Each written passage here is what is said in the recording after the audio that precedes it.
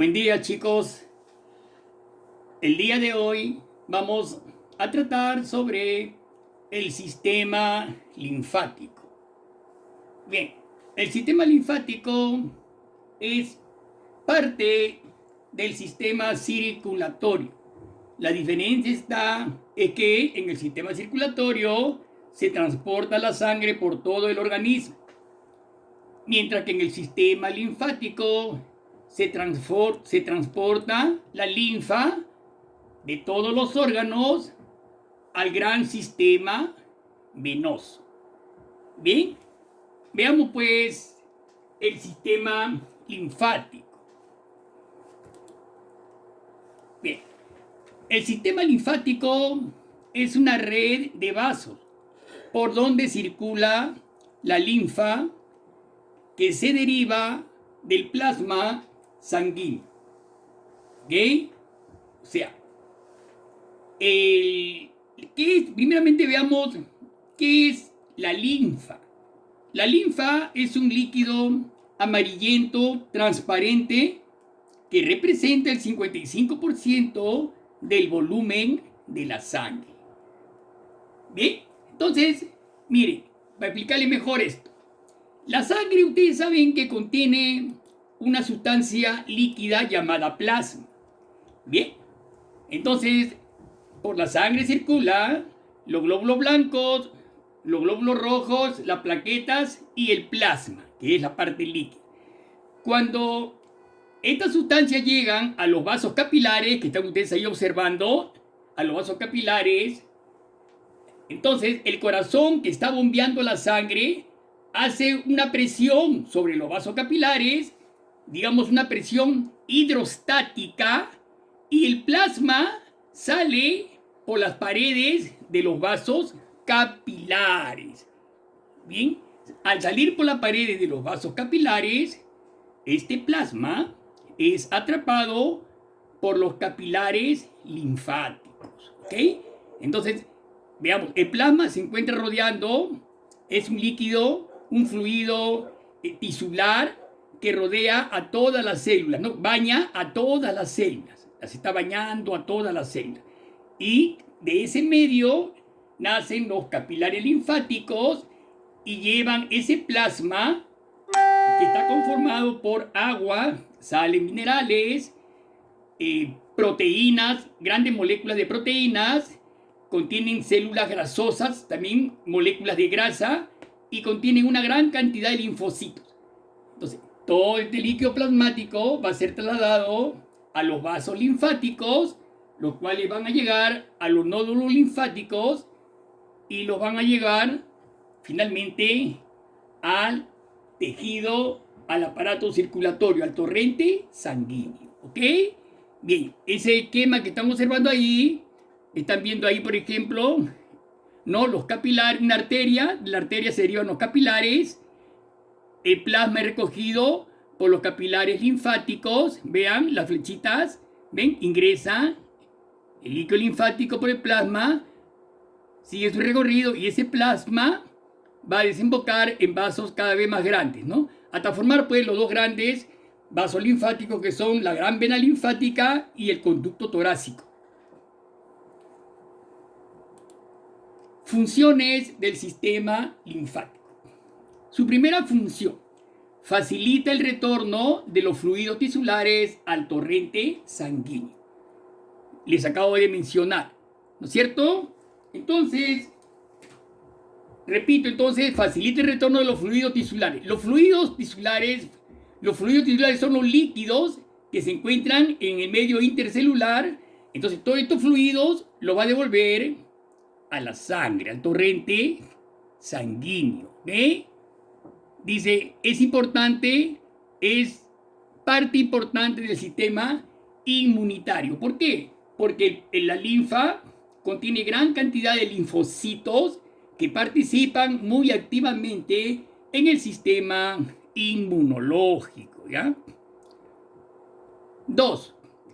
Regresa y transporta las grasas y proteínas al torrente sanguíneo. Bien, alumnos.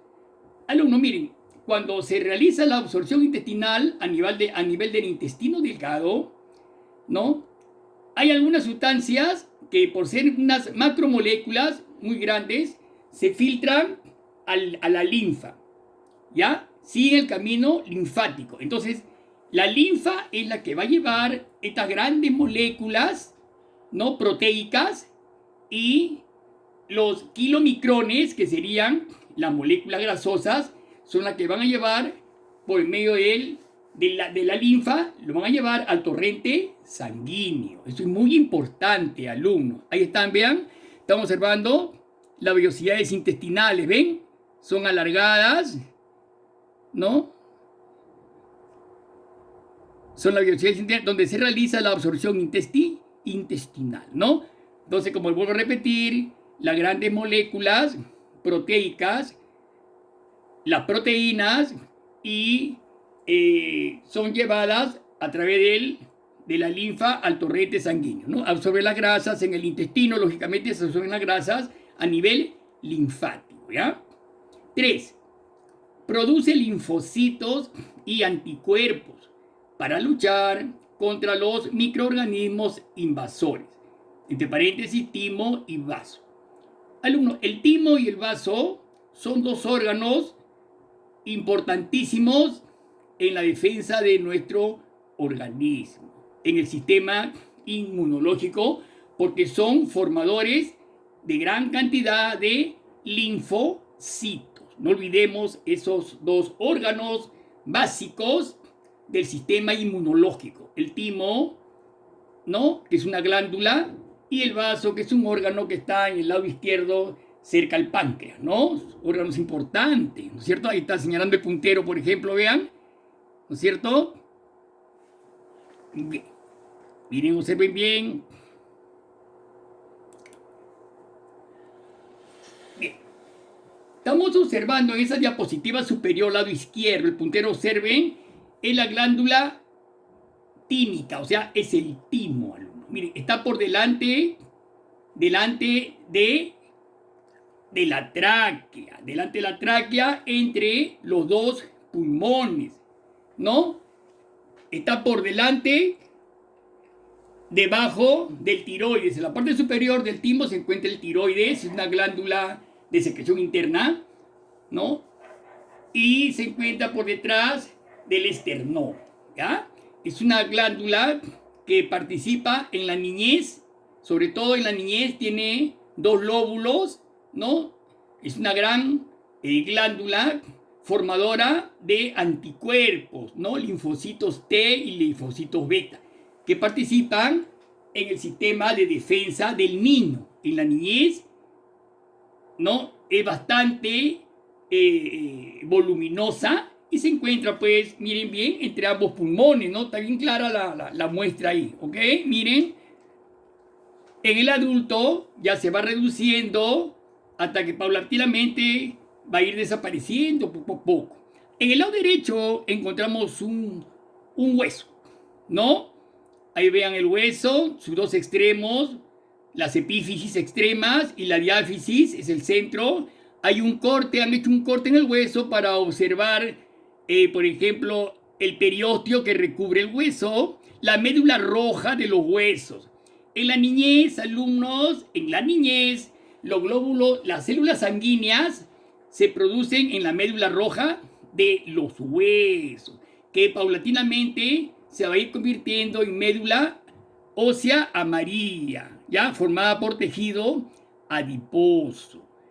No olvidemos que la médula roja, alumnos, va a formar las células sanguíneas, glóbulos rojos, glóbulos blancos, ¿ven? Los glóbulos blancos, que son variedades de glóbulos blancos, como son los linfocitos, monocitos, neutrófilos, basófilos y eosinófilos. No olvidemos eso, ¿ven? El sistema inmunológico son leucocitos o glóbulos blancos, ¿no? Vemos el periósteo que recubre al hueso, ¿no? Y participa en el engrosamiento de los huesos, ¿no es cierto?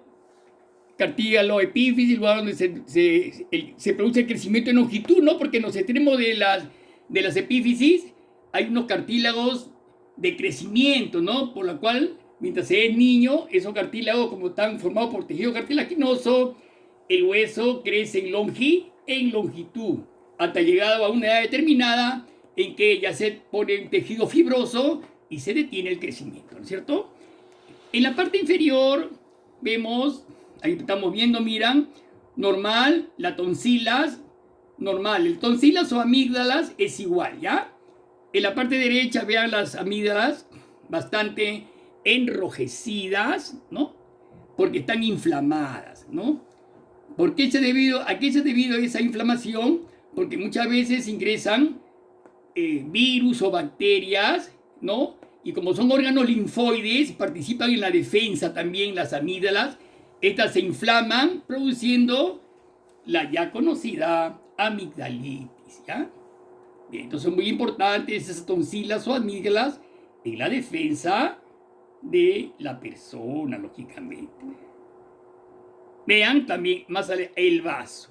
El vaso, alumnos, es un órgano linfoide muy importante, alumnos. Vean, ahí está la ubicación, parte izquierda del corazón, ¿no? Del estómago, ¿sí? Casi está por la parte lateralizada, parte izquierda del estómago. Bueno, ahí no ha aparecido el páncreas, pero el páncreas se comunica con el vaso, pero el páncreas está por detrás del estómago. Entonces, el vaso también es un órgano formador de linfocitos, alumnos. No olvidemos esa palabra linfocito, ¿ya? Los linfocitos B, que son los que elaboran anticuerpos, y los linfocitos T ayudan a destruir células tumorales, por ejemplo, ¿no? Los linfocitos T ayudan a destruir células que pueden producir tumores benignos o malignos. Los valores normales de linfocitos se encuentran entre 1000 a 4500 por mililitro cúbico de sangre y aumentan cuando se producen algunas enfermedades infecciosas, ¿no? Como por ejemplo cuando tienes algún tumor o leucemia, entonces se producen una gran cantidad de linfocitos. Ya el médico determinará bajo ciertos exámenes qué tipo de enfermedad tendría la persona, ¿ok? Entonces no olvidemos también el vaso. Componentes del sistema linfático. Está formado por la linfa, los vasos linfáticos y los ganglios linfáticos. Bien, vamos a hablar ahora sobre la linfa. ¿Ok? ¿Qué es la linfa? Dice, es un líquido incoloro procedente de la sangre. Entonces, es un líquido incoloro, o sea, transparente, procedente de la sangre, ¿ok? Que recorre los vasos linfáticos. Se produce por el exceso de líquidos que sale de los capilares sanguíneos al espacio intersticial o celular, el cual es recogido por los capilares linfáticos que drenan a vasos linfáticos más gruesos, hasta converger en conductos que se vacían en las venas subclavias. Mucho cuidado, que la linfa entonces es un líquido pobre en proteínas. A ver, alguna característica de la linfa. 1. Es pobre en proteínas y rico en lípidos. Mucho cuidado. O sea, que contiene proteínas y contiene gran cantidad de lípidos. ¿Se diferencia en qué de la sangre? Por ejemplo, la sangre, por ejemplo, se diferencia en que la linfa no transporta oxígeno, por ejemplo. No transporta oxígeno. La sangre sí transporta oxígeno. La linfa carece de hemoglobina. La sangre contiene hemoglobina. La sangre contiene glóbulos rojos. La linfa carece de glóbulos rojos. Lo que sí tiene la linfa son linfocitos. Mucho cuidado, contiene glóbulos blancos o leucocitos, ¿ok? Puede contener también microorganismos que al pasar a los ganglios linfáticos son eliminados, ¿ya? Los ganglios linfáticos son centros de eliminación de microorganismos. Mucho cuidado con los ganglios linfáticos, que va a ser materia de estudio más adelante. ¿Ok? Bien. El cuerpo humano, alumnos, el cuerpo humano produce alrededor de 3 litros de linfa al día. Mucho cuidado. Entonces esta linfa se incorpora poco a poco a la sangre, ¿no? Y la linfa recorre el sistema linfático, que está dotado de una serie de válvulas que impiden el retroceso del fluido. Más adelante vamos a ver la figura de algunos capilares y vasos linfáticos, ¿ya? Mucho cuidado, si hay alguna falla de una válvula linfática, si hay una obstrucción del vaso linfático, entonces el líquido intersticial de su interior se va a acumular en la zona afectada, produciéndose una hinchazón denominada linfedema. No te olvides esa palabrita, linfedema. Es la acumulación de líquido intersticial en determinada zona del cuerpo. No olvidemos que los vasos linfáticos recorren todo el cuerpo. Miren la figura de la derecha, por ejemplo. A ver, observamos la figura de la derecha. A ver, miren el recorrido. Todo lo que es verde y esos nuditos verdes son los ganglios linfáticos. Y lo que lo conducen, miren, son los vasos linfáticos, ¿ya? Miren de la parte inferior, desde la cisterna de Pequet, desde ahí, de donde nace el conducto torácico, ¿ya? Cómo va llevando la linfa hacia la parte superior y desemboca en la vena subclavia izquierda. Vean cómo forma como un arco y va a desembocar en el torrente sanguíneo. En ese caso, la vena subclavia izquierda. Mucho cuidado, porque el otro gran tronco, que es la gran vena linfática, desemboca en la subclavia derecha. Miren los órganos linfáticos, miren el vaso, miren en la figura que ya hemos hablado, por ejemplo, el hueso, miren, ve, el fémur, ¿ven? La médula ósea, gran formadora de linfocitos, ¿no? De leucocitos, gran formadora, por eso se la hemos dibujado ahí. Vemos en la parte superior el intestino delgado, donde se absorben las vellosidades intestinales con producción de gran cantidad de grasas, ¿no? De moléculas grasosas. Bien. Funciones de la linfa. Mucho cuidado con esta parte. Las funciones de la linfa son 3. La primera, transporta el líquido intersticial, o sea, la linfa, hacia la sangre. Que ya lo hemos estado viendo. Mucho cuidado con esta función, que es muy, muy importante. Entonces, ¿qué sucede acá? En el espacio situado entre las células se encuentra el líquido intersticial que se genera continuamente, procedente de la circulación sanguínea. El exceso de líquido intersticial fluye a los capilares linfáticos, que la devuelven al sistema venoso. Ya hemos hablado sobre eso también, alumnos. El líquido intersticial es captado por los capilares linfáticos, que lo va a llevar hacia la sangre. De todas maneras, la linfa va a desembocar en los sistemas venosos de la sangre. B. Transporte de las grasas procedentes de la dieta alimenticia. Alumnos, por ejemplo, en la parte inferior, ahí están viendo ustedes una vellosidad intestinal gigante, miren. La parte amarilla son las células, ¿no?, del tejido epitelial de la vellosidad intestinal, ¿no?, que son células cilíndricas a través de las cuales se capturan los nutrientes de la dieta alimenticia, ¿no? Ahí tenemos una arteria en la derecha que está entre el puntero, una arteria y una vena. Cuando se realiza la función intestinal, alumnos, las sustancias pequeñas, como por ejemplo la glucosa, monosacáridos, disacáridos, polisacáridos, agua, etc., son captados por la arteria, por el capilar por la arteria. Ahí pasan a la sangre. Pero cuando las sustancias son muy grandes, como los kilomicrones, por ejemplo, ¿no? Los kilomicrones, que son moléculas grasosas grandes o algunas proteínas grandes, por ejemplo, como cisteína, metioninas, etcétera, son captados por la parte linfática. Mire, por ejemplo, por el vaso pilífero central va bajando la linfa, ¿ve? Sigue su recorrido,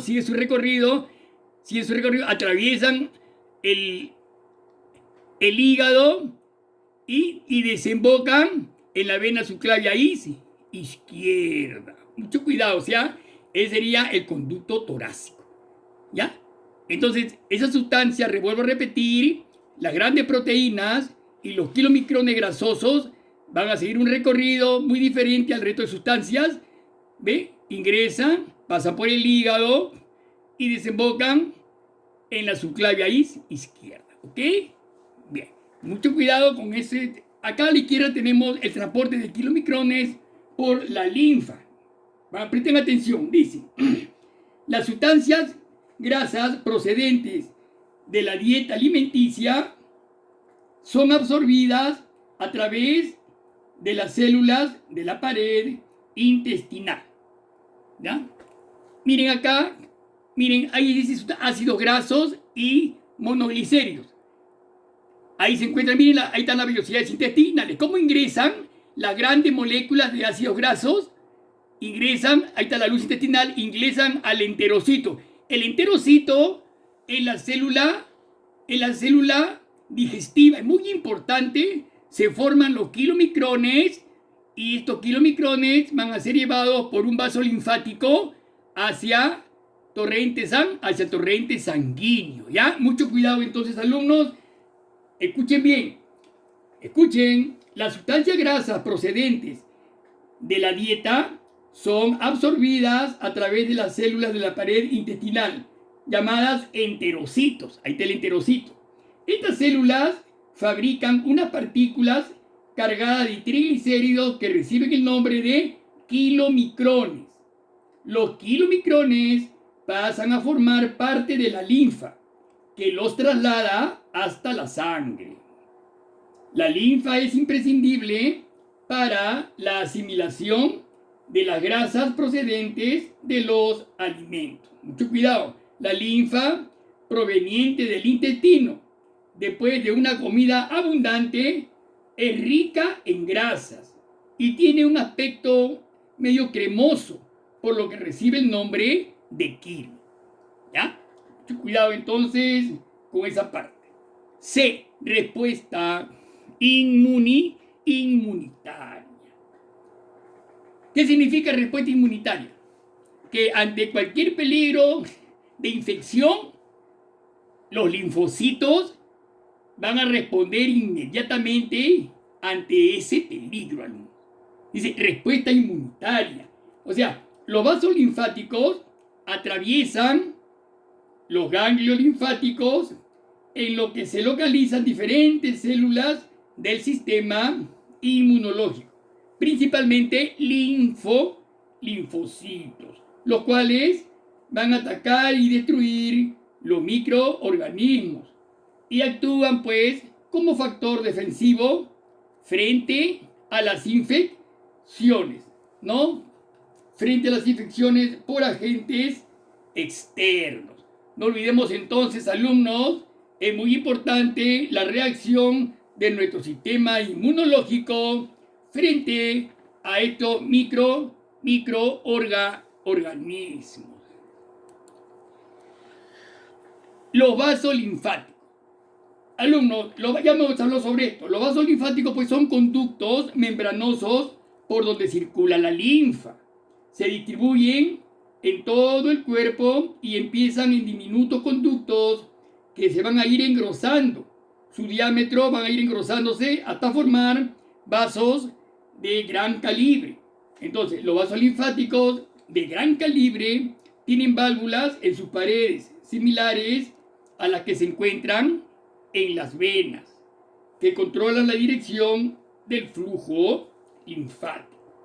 No olvidemos pues que todos los vasos linfáticos del cuerpo desembocan en uno de estos dos conductos principales, el conducto torácico y la gran vena linfática. ¿Bien? Entonces tenemos ahí a la izquierda. A la derecha tenemos un capilar linfático. Miren que es el que capta el fluido tisular desde un principio, ¿no? Ahí lo tenemos.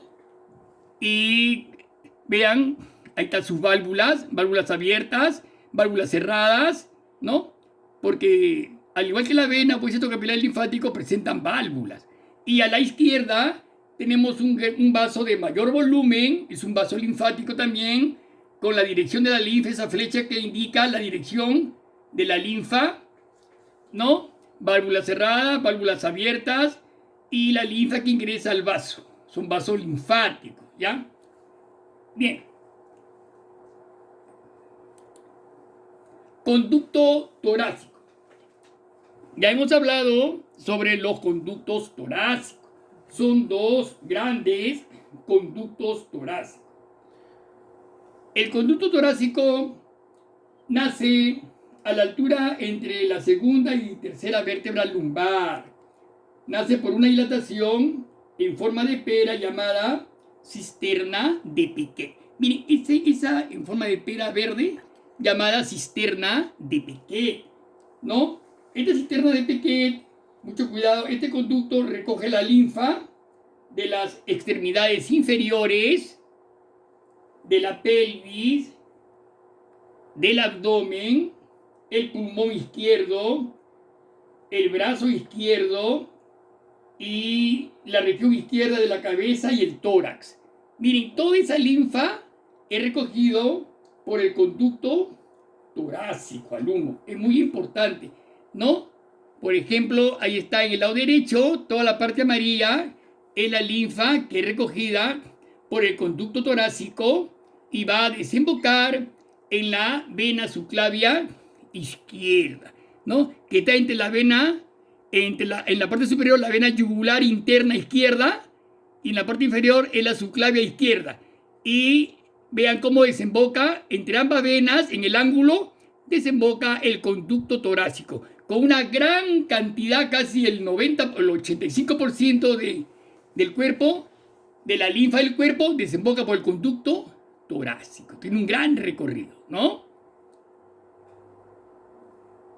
Ese conducto, el conducto torácico. La gran vena linfática. Miren, ese color moradito, ahí es donde desemboca la gran vena linfática, que recoge la linfa, mucho cuidado, va a recoger la linfa de la región derecha de la cabeza y el tórax, del pulmón derecho y el brazo derecho. Esta gran vena desemboca en la vena subclavia derecha, ¿ya? No olvidemos, alumnos, pues, que estas dos grandes venas, alumnos, la vena subclavia derecha y la vena subclavia izquierda, se unen y forman la vena cava superior, que como ustedes saben, la cava superior, ¿en qué parte del corazón desemboca? En la aurícula derecha. Entonces la linfa de todo nuestro cuerpo va a desembocar en la vena, en la aurícula derecha. De ahí va a pasar por la válvula tricúpide al ventrículo derecho, del ventrículo derecho a los pulmones, va a haber una oxigenación y luego va a pasar a la aurícula izquierda, al ventrículo izquierdo, y la arteria aorta va a lanzar toda la sangre a la circulación general. La gran vena linfática, y está lo que les dije, la linfa de la región derecha, ¿ven?